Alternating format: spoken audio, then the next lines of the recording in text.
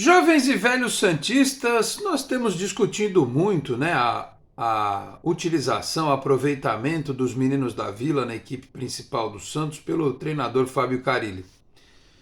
Mas vocês sabem que eu fico pensando muitas vezes se, diante da filosofia do atual treinador da equipe principal do Santos, se realmente é bom negócio colocar esses meninos para jogar no Campeonato Brasileiro da Série B. Eu acho que aqueles que estão para estourar a idade ou que não tem mais desafio no time sub-20, por exemplo, eu acho que não tem como, né? Ele teria que ser obrigado a utilizar esses jogadores. O que fizeram essa semana, depois daquela declaração bizarra sobre o Miguelito jogar pela meia-direita, né? Quase ponta, inventarem um vídeo, botarem o menino para treinar, fazerem matéria com ele para depois não relacionar para o jogo, é quase que uma tiração de onda com a cara do torcedor, né? Mas enfim. Então o Miguelito é um caso, como era o Patati, como lá atrás era o Ivonei, eram jogadores que não tinha mais o que aproveitar no sub-20. Outros até precisam ficar lá para ser lapidados. Os do sub-17, então, a não ser que seja um baita craque para pular uma categoria, a gente tem que deixar lá. Porque eu fiquei me lembrando aqui do que fizeram com o Ângelo. O Ângelo, que por obra do seu Cuca quis entrar para a história, alguém falou para ele: esse vai ser o novo Neymar. Ele acreditou, botou o moleque para entrar para a história, fui eu que coloquei para jogar a primeira vez. E aí estragaram a carreira do rapaz. Tá lá agora na Arábia, nem jogou pelo Chelsea, jogou no campeonato francês. E ele tinha que ter ficado no 17, no 20, para aprender a chutar, para ter repetição de movimento, para se habituar, o termo correto é esse, para se habituar com o gol, fazer gol, não só dar assistência. E ele perdeu esse timing. O trabalho do Ângelo ele foi prejudicado. Eu me lembro até, aqui no canal, em algum momento, de ter dito, quando o Diniz, sabiamente, hoje eu reconheço que estava errado, não colocava o Ângelo para jogar, eu me lembro de dizer assim, bota no sub-20 pelo menos para jogar. É que o Diniz deixou no meio termo, ele não colocou para jogar no sub-20, nem colocou para jogar no principal. Talvez tivesse que ter descido o Ângelo naquela oportunidade. E olha que o Diniz é um cara que tem uma visão de futebol muito mais moderna que o Carille.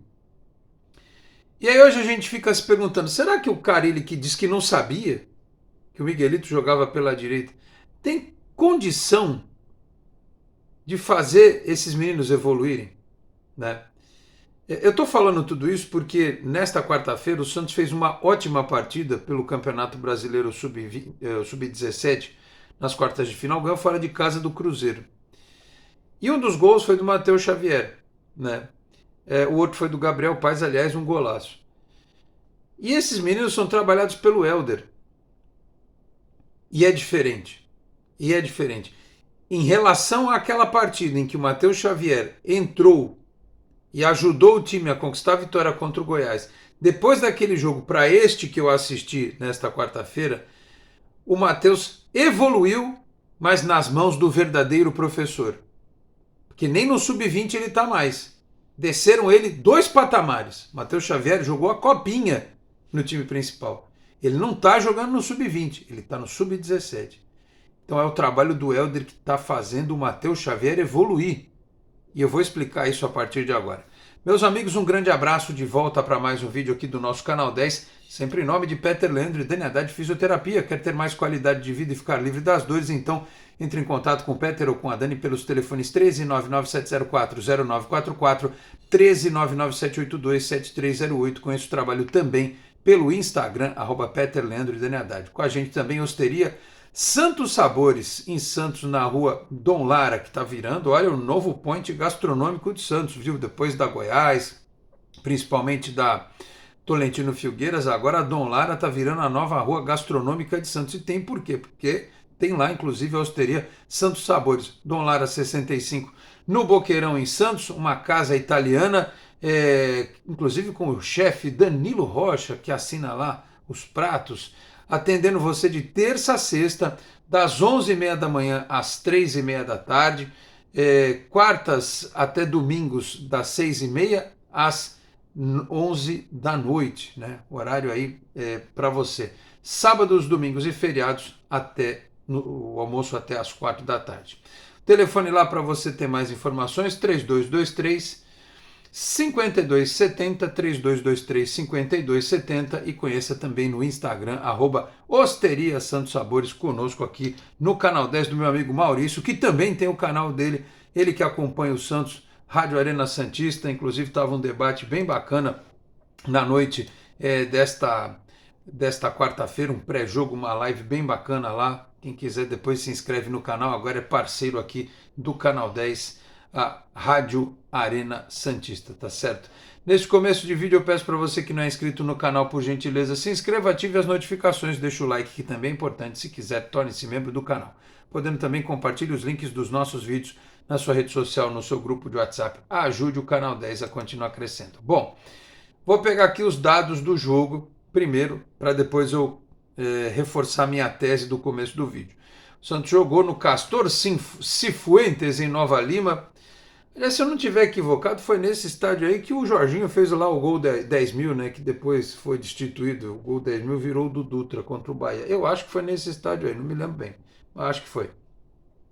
E o Santos fez 1-0 com o Matheus Xavier, aproveitando o cruzamento do Vinícius Lira. O Cruzeiro empatou num pênalti bobo que o Santos fez no primeiro tempo, mas depois o Gabriel Paes, no segundo tempo, acertou um chute de fora da área que foi um negócio espetacular, um golaço de fora da área. Eu acho bem legal quando eu vejo meninos da base que fazem gol chutando de fora da área, né, que arriscam, que tem precisão para chutar. Porque parece que tem time que o cara só faz gol estando na linha do gol praticamente, né? É bom a gente ter essa característica, jogadores que saibam arriscar de fora. E o Gabriel Paes fez um belíssimo gol. Jogo de volta, quarta-feira, 3 da tarde no CT Rei Pelé. Se esse jogo for ter Sport TV mesmo, como teve Sport TV lá no Cifuentes, no Castor Cifuentes, não sei se o CT Rei Pelé oferece estrutura necessária para um jogo transmitido pelo Sport TV. A não ser que não passe no Sport TV e passe na Santos TV, mas vamos aguardar. Antes, o Santos tem um duelo decisivo contra o Comercial no sábado, 11 da manhã, também no CT Rei Pelé, sexta rodada da terceira fase do Campeonato Paulista, precisa ganhar para se classificar. Só o time que jogou? Vamos lá. Escalação do time que ganhou do Cruzeiro: João Pedro, Guilherme Cruz, o Rian, ou Ryan, né? Eu ainda não sei a pronúncia direito do nome desse menino, preciso prestar atenção. João Ananias e Vinícius Lira. O Gabriel Paes, depois o Cabelo, o Lucas Jaime, depois o Fabiano. O Murilo Pará, depois o Vinícius Fabri. O Helder trocou o meio campo todinho. O Padula, que saiu para entrar o Rafa Gonzaga, que é lateral. Veja, né? O técnico inventa. O cara não inventa nada, mas o que fez o Helder? Pô, o moleque ataca. Lembra que eu falei outro dia que o Souza, na base, cansou de jogar de ponta? Mas o cara não sabe o que é isso. Você vê que ele nunca viu que o Souza jogava de ponta. Aí botou o Rafa Gonzaga, que inclusive tem convocação de seleção de base, né? Entrou no lugar do Padula. O Matheus Xavier e o Luca Meireles. O Luca Meireles dessa vez não brilhou tanto, mas o Matheus Xavier brilhou. Então, assim, análise desse momento aqui e desse elenco nas mãos do Helder. O Helder, a última vez que eu conversei com ele, ele esteve na rádio, na Santos FM. E eu fiz questão de perguntar para ele sobre o Juninho, o filho do Robinho, que estava começando a despontar. Ele é reserva dessa equipe sub-17 ainda. Tem jogos que ele começa como titular, especialmente os do Paulista, porque ele está ganhando força física, está sendo desenvolvido, até porque tem uma formação mais tardia de base, né? E o Juninho, ele está na mão do cara certo para ser lapidado, que é o Helder. Como alguns desses outros meninos também estão. O Luca Meireles, o Padula, o Ananias, o Vinícius Lira, que também de vez em quando joga no sub-20 e tal. Mas eu vou me fixar no exemplo do Matheus Xavier, que fez o primeiro gol. O Matheus Xavier, se estivesse treinando com o Carille, sabe o que ele ia estar aprendendo hoje? A ser secretário de lateral, que é o que os antigos treinadores brasileiros, esses que estão já constituídos no mercado, o que eles gostam de fazer com ponta rápido. secretário de lateral. Você vai atacar, mas você tem que se matar de defender, né? Não que o Matheus Xavier não volte para recompor no sub-17, mas, por exemplo, ele nesse meio tempo entre o jogo contra o Goiás e essas partidas que a gente está vendo, eu vi ele fazer 2 gols de falta. Mas não é gol de falta de bicuda, não. É aquele que ele bate, que a bola faz a curva por cima da barreira e vai na gaveta do goleiro. 2 gols de falta eu vi ele fazer. Nesse gol que ele fez contra o Cruzeiro, ele estava na área como se fosse um segundo atacante. Ele deixou o corredor para o Vinícius Lira descer pela esquerda, entrou na diagonal e no primeiro pau foi lá e fez o gol. Isso é trabalho do treinador. É o trabalho do verdadeiro professor. É o cara que está lapidando o jogador jovem. Está preparando o jogador jovem para o futuro. Então, às vezes a gente fala assim, pô, mas o menino jogou alguns minutos lá contra o Carille e nunca mais jogou. Eu realmente fico pensando se é melhor o Miguelito, por exemplo, aguardar mais um pouco e no ano que vem ter um treinador com uma visão diferente para que ele possa ser verdadeiramente potencializado e não queimado, jogando 10 minutos numa partida, 15 na outra, 5 na outra, porque isso é sacanagem. Eu já falei. E vocês que compram discurso de treinador que não gosta de trabalhar jogador jovem, vocês estão prestando um desserviço ao clube porque estão desvalorizando um ativo do Santos, tá? E vale para outros jogadores também. No caso do Matheus Xavier, que é rápido, é habilidoso, sabe fazer gol e tem visão. Jogador que faz gol de falta, que levanta a cabeça para ver onde vai colocar a bola, é porque tem visão. Não só de bola parada, mas com a bola correndo também. Então, assim, essa reflexão que eu estou fazendo em cima do resultado do Sub-17, e no momento em que se cobra tanto do Carille a utilização da base, é de que talvez, eu digo talvez, posso estar errado, o ideal seja que alguns desses jogadores, só em última instância, realmente joguem com o Carille. Porque com o Carille joga o Sherman, porque ele surpreendeu positivamente. E o Jair, que só joga, aliás, falei isso na live do Maurício, só joga porque o Joaquim foi embora. Se o Joaquim tá aí, era capaz do Jair estar no banco até hoje, né? E, eventualmente, um ou outro jogador jovem que vai ter lá uma oportunidade de atuar nessa equipe do Santos. Ah, mas olha só tem 12 jogos, ainda precisa de 6 vitórias, como é que a gente vai arriscar com os meninos? Olha, o Santos derrubou um tabu, ganhou um campeonato brasileiro com um monte de moleque. Enfim, a história está aí, é lógico que não estou dizendo que o nível é o mesmo, mas o Santos nunca teve medo, né? A coragem sempre teve ligada diretamente ao DNA ofensivo do Santos. E não precisa ser DNA ofensivo hoje, pode ser o DNA da competitividade. Mas tanto para o DNA ofensivo quanto para o DNA da competitividade precisa ter coragem. Não pode ter medo, né? Os jogadores até geralmente não têm medo. Isso é uma ideia fixa de alguns treinadores. E o Carille tem medo no jogo e tem medo de colocar o moleque. Talvez um medo de não queimar ou talvez um medo de dar errado e ele ser cobrado por isso. Enfim. Então assim, eu queria dar os parabéns ao Helder. Não à toa esteve recentemente na seleção brasileira. É um time... O Santos dominou o Cruzeiro.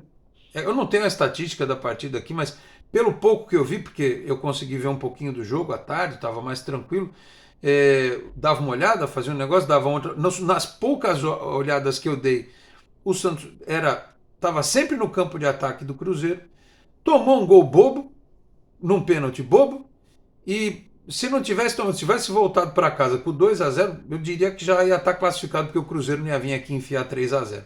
O 2-1 ainda é um resultado que deixa em aberto uma possibilidade de um gol, uma disputa de pênaltis pró-Cruzeiro. Mas assim, pela produtividade, acho que o Santos tem grandes chances de passar para a semifinal. E pelo trabalho que o Helder realiza, ele tem meninos que vêm do 20, ele trabalha, tem meninos que vêm do 15, ele também faz esse... O Nadson, outro dia, que é do 15, teve com ele no 17. Então, assim, o Matheus Xavier precisa aproveitar. O Luca Meireles precisa aproveitar. O Juninho precisa aproveitar. O João Vitor, que está machucado, ponta direita, aquele menino forte, precisa aproveitar, porque com o Helder ele vai ser bem trabalhado, né? O Lucas Jaime, que é um ótimo jogador também. O Guilherme Cruz. O João Pedro, goleiro, que é esse fenômeno que dizem, né, da base. Aproveitem a estada com o Helder e o Santos que valorize o seu profissional, porque ele tem entregado para o sub-20 jogadores muito mais preparados e que certamente vão chegar no time principal com muito menos vícios e vício no sentido figurado, né? Obviamente. Defeitos, né? Aquilo que o Muricy falava, defeito de fabricação e tal, que era um exagero também, mas de toda forma, o trabalho tendo continuidade e vindo numa sequência lógica das categorias menores até chegar no principal, o moleque chega mais. O que não dá é chegar no principal e o cara falar assim: eu quero que você faça isso, aquilo outro. O cara fica: o que ele falou ali? O que tem que fazer? Não, você tem que fazer. O cara não entende. Né? Por isso que na Europa é diferente, porque os moleques lá trabalham de um jeito e eles têm a mente preparada, não é coach, né? É trabalho de cognição mesmo, para entender o que o treinador está explicando. Aí a parte tática ele absorve, né? Ele pensa rápido, ele passa rápido, ele toma decisões mais acertadas, o que muitas vezes a gente não vê nos times principais, porque isso é negligenciado nas categorias de base. E eu espero que o Santos realmente, no médio prazo, possa potencializar ainda mais essa condição dos meninos da Vila. Tá bom, meus caros? Então, parabéns ao Helder, ao Sub-17 pelo resultado e por preparar verdadeiramente os jovens talentos para o futuro, né? Porque se for esperar do Carille e de outros treinadores aí, esses que estão no nosso mercadão brasileiro, não vai acontecer. Só querem trabalhar com cobra criada, com medalhão, com os Patricks da vida e Serginhos e Pedrinhos e coisa e tal, né? Então, mas lá na frente vai dar resultado, pode ter certeza, tá bom? Esse conteúdo também aqui foi em nome da Exatec Informática, na Senador Feijó 686, sala 1820, no Blue Office. O site é exatecinformatica.com.br, telefone 13 3020 1877. Conheça mais da Exatec também nas redes sociais. Eu vou ficando por aqui, muito obrigado a todos pela audiência, um grande abraço e até a próxima. Tchau, pessoal.